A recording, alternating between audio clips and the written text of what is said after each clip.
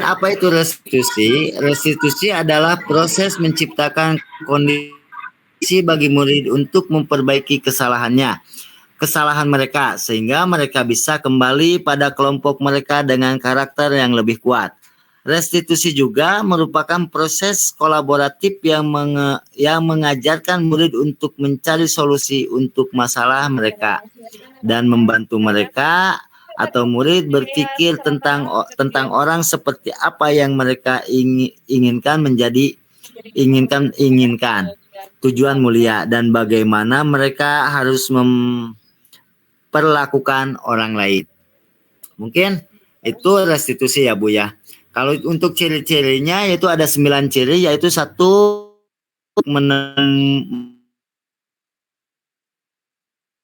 dari kesalahan, perbaiki hubungan, 3 tawaran untuk belajar bukan paksaan, yang keempat itu menuntun untuk melihat ke dalam diri, mencari kebutuhan dasar yang mendasari tindakan, cara yang paling baik, yang ketujuh karakter bukan tindakan, fokus pada karakter bukan tindakan. Yang kedelapan fokus pada solusi. Dan yang kesembilan mengembalikan murid yang berbuat salah pada kelompoknya.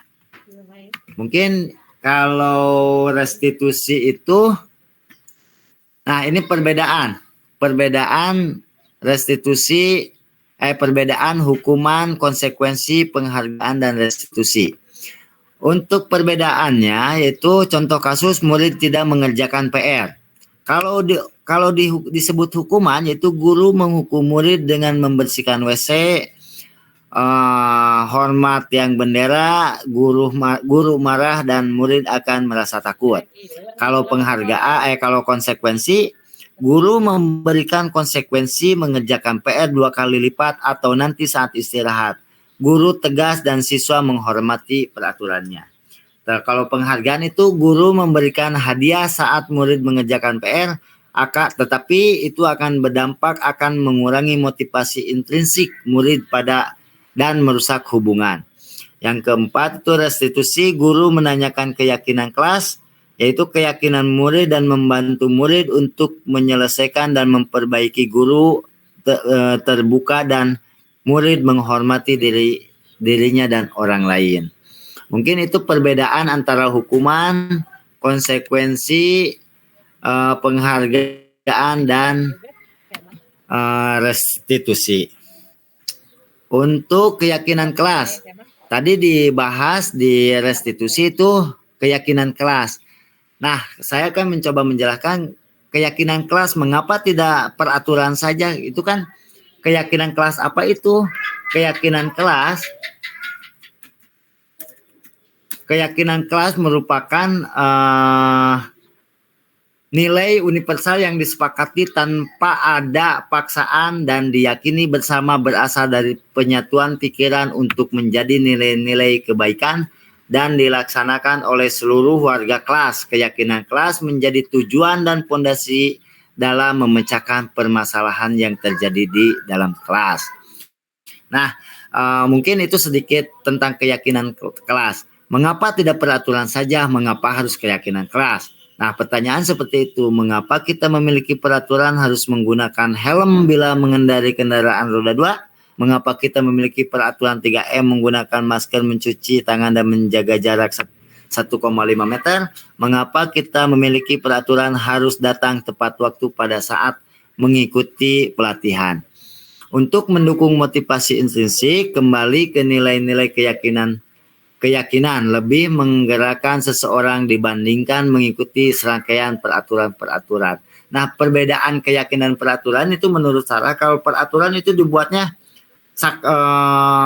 pasti gitu, harus. Tapi keyakinan kelas itu dibuat bersama-sama, menurut kelasnya tersebut, mau apa saja hukumannya atau bagaimana konsekuensinya. Mungkin seperti itu.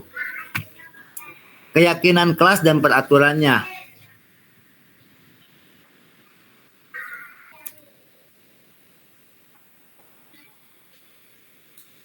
Keyakinan kelas dan peraturannya yaitu peraturan selalu kembalikan buku ke tempatnya, contohnya seperti itu. Kalau keyakinan kelas itu bersifat tanggung jawab. Nah, tanggung jawabnya itu buku harus dikembalikan ke tempatnya. Terus dilarang mengganggu orang lain. Itu berarti kalau menurut keyakinan kelas itu menghormati orang lain. Kalau peraturan hadiah di sekolah hadir di sekolah 15 menit sebelum pembelajaran dimulai, itu menghormati orang lain dan berkomitmen. Mungkin seperti itu contohnya. Nah, di sini dari peraturan kelas akan tumbuh ke keyakinan kelas, terus lingkungan yang positif, terus budaya positif. Nah, tetapi kita sebagai manusia akan memiliki kebutuhan dasar manusia, yaitu kesenangan, kasih sayang dan rasa diterima, kesenangan, kebebasan dan penguasaan. Itu kebutuhan dasar manusia. Saya akan lebih menjelaskan di 5 posisi kontrol. Mungkin kalau kebutuhan dasar manusia itu harus terpenuhi ketika anak itu harus 5 dasar kebutuhan dasar manusia itu oleh peserta didik harus terpenuhi. 5 posisi kontrol. Mungkin 5 posisi kontrol ini ditujukan di mana posisi kita sekarang, apakah di penghukum, di pembuat rasa bersalah, atau sudah menjadi teman, pemantau, atau sudah menjadi manajer. Mungkin ini manajer yang posisi yang paling tinggi. Sebentar. Nah, di sini saya akan mencoba menjelaskan di bagaimana 5 posisi kontrol menurut saya pribadi, mungkin sesuai hasil pembelajaran saya selama di CGP. Kembali lagi ya Pak Bu.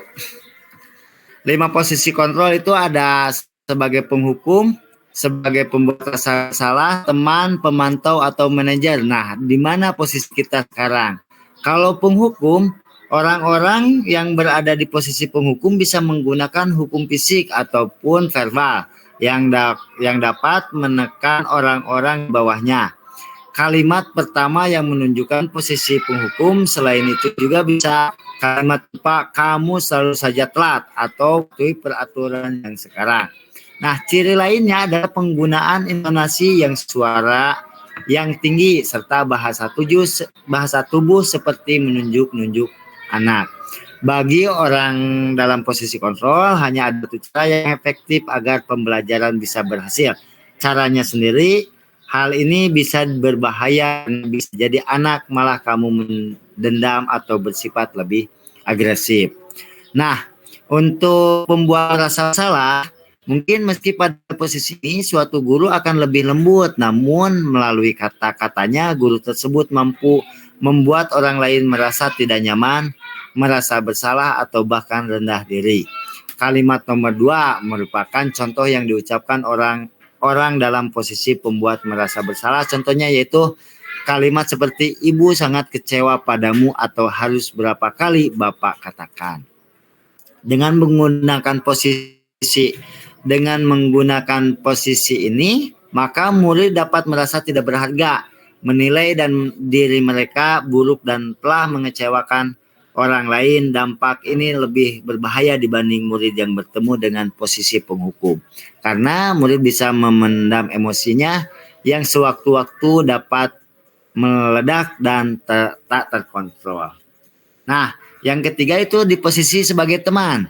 Guru pada posisi ini memang tidak menyakiti murid. Guru bisa menggunakan hubungan baik dan humor untuk mengontrol murid, seperti kalimat di teman. Baiklah tidak apa. Contohnya, baiklah tidak apa-apa, nanti Bapak bantu selesaikan. Hal ini tak selamanya baik, karena bila suatu hari guru tidak membantu murid, akan timbul rasa kecewa dalam diri murid dan akhirnya tidak mau lagi berusaha. Di posisi teman, murid mungkin akan bersikap baik pada guru tertentu. Namun guru-guru yang dianggap sebagai temannya dan tidak pada guru lainnya. Dampak lainnya adalah sifat ketergantungan murid, merasa ia bisa mengandalkan gurunya, tidak akan berdaya tanpa guru yang dianggapnya teman. Nah, kalau di posisi pemantau, mungkin pada saat memantau atau mengawasi, seseorang guru bertanggung jawab atas perilaku orang-orang yang diawasinya. Peraturan dan sanksi konsekuensi dapat memisahkan hubungan pribadi guru, murid, dan dalam posisi pemantau. Yang ini contohnya kita bertanya apa yang telah dilakukan murid atau bertanya sanksi atau konsekuensinya. Di posisi ini guru bisa menggunakan catatan, daftar cek yang dapat digunakan sebagai bukti atas perilaku orang yang dipantau olehnya. Nah, yang ini yang tertinggi sebagai manajer. Seseorang yang memiliki keterampilan di posisi teman atau pemantau dapat berada di posisi manajer. Di posisi ini seseorang guru akan berkolaborasi dengan murid, memberi ruang pada murid untuk mempertanggungjawabkan perilakunya, mendidik murid menemukan solusi atas permasalahannya sendiri. Nah, mungkin 5 posisi kontrol ini harus dimiliki oleh bukan harus dimiliki, harus bertanya pada diri kita sendiri, kita sudah ada di posisi yang mana. Nah, ini penerapan 5 posisi kontrol, contohnya murid kesiangan datang ke sekolah. Kalau penghukum, kamu lagi-lagi kesiangan, sebelum masuk kamu berdiri, menghormati tiang, bendera, dan mengelilingi lapang. Contohnya seperti itu. Kalau pembuat rasa bersalah, berapa kali Bapak Ibu guru harus memberitahu kamu, Ibu kecewa sama kamu. Itu kalau posisi kita di pembuat rasa bersalah. Kalau kita sebagai teman, ayolah yang bertanggung jawab. Buat Bu Guru bangga sama kamu untuk selalu datang tepat waktu. Itu sebagai teman. Kalau sebagai pemantau, kamu sudah melanggar peraturan. Apa peraturan dan konsekuensinya? Pasti nih kalau pemantau itu sudah menjelaskan konsekuensinya seperti apa. Kalau manajer, apa kamu tahu apa kesalahanmu, keyakinan kelas apa yang sudah kamu langgar, bagaimana cara kamu memperbaikinya. Ini kalau ini sudah sangat sempurna sekali kalau kita sudah menjadi di posisi manajer.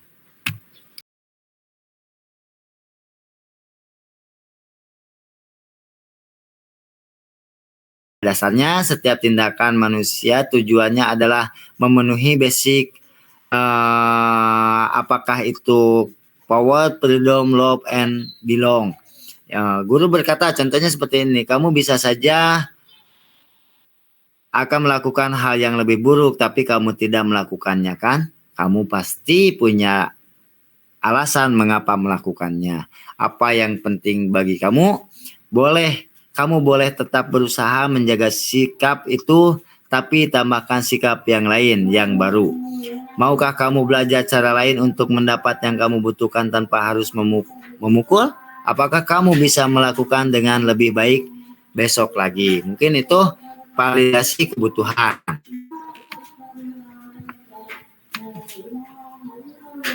Nah, dapat kita simpulkan mungkin. Bentar.